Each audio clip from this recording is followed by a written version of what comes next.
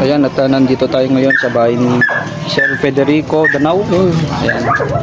At nabigay na natin yung binigay ng Cagayan PPO.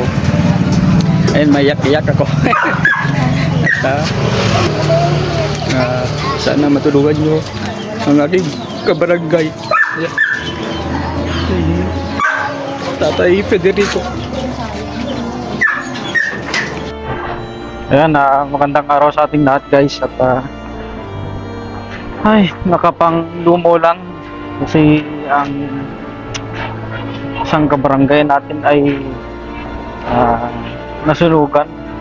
Natupok ng apoy ang kanyang bahay, kaya sa mga gusto pong tumulong at gusto pong magbigay ng mga goods, damit, ayan, PM nyo po ako.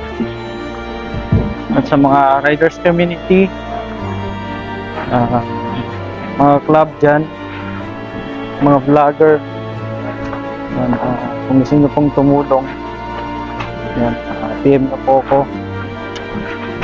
Kanina pumunta ako sa bahay nila. Iyak ako sa sinapit nila. Talagang wala silang naisalba. Hindi naman natin alam kung saan nagsimula yung sunog, pero kapanglumo talaga. Kasi hindi naman natin alam kung anong oras, anong araw darating ang sunog. Bigla lang yan. Yan, sa gusto kong tumulong kila Tatay Federico Danao, yan,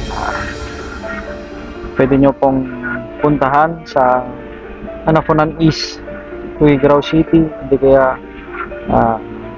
chat nyo lang ako. Ayan, sasamahan ko kayo sa kanila. Sana matulungan natin sila Tatay Federico Danao. Ayan. God bless. Peace out.